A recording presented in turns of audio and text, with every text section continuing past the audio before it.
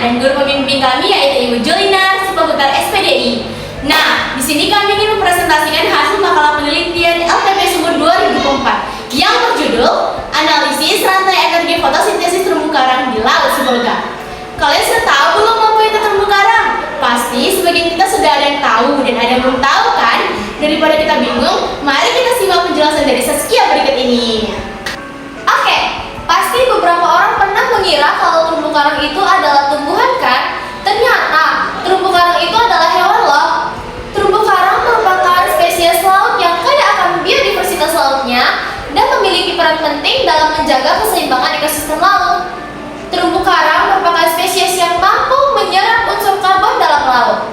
Spesies karang ini memiliki struktur yang kuat, cabang yang berbentuk bulat karena hidup di perairan yang dangkal, serta adanya arus gelombang. Dalam keberlangsungan hidup karang, membutuhkan fotosintesis untuk bertahan hidup. Tapi, terumbu karang itu kan hewan. Kenapa dia bisa berfotosintesis ya? Nah, itulah uniknya terumbu karang. Dia hewan, tetapi dia bisa melakukan fotosintesis.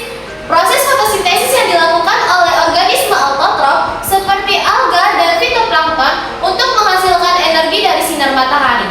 Di terumbu karang, fotosintesis dilakukan oleh alga simbiotik yang hidup di dalam jaringan karang. Selanjutnya, kita akan membahas tentang perumusan masalahnya, yaitu bagaimana proses rantai energi fotosintesis terjadi dalam ekosistem terumbu karang, faktor lingkungan yang mempengaruhi efisien pada fotosintesis terumbu karang, serta bagaimana keberlanjutan rantai makanan biota laut yang bergantung pada energi fotosintesis terumbu karang di Laut Sibolga.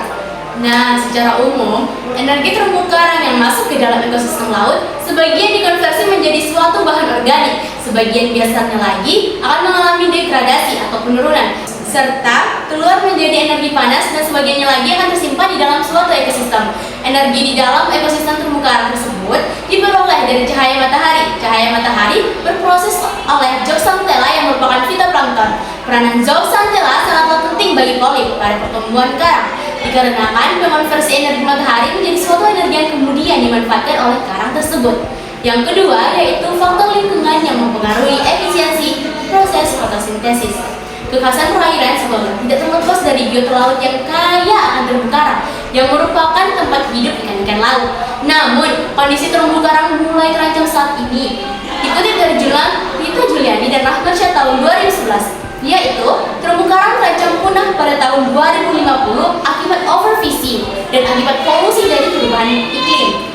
Air laut yang makin panas akibat pemanasan global, pengasaman samudra yang disebabkan polusi karbon dioksida, pelayaran, overfishing, pembangunan pesisir pantai, dan limbah pertanian. Semua ini menimbulkan ancaman terhadap terumbu karang yang diandalkan ratusan juta orang untuk menghidupkan mereka.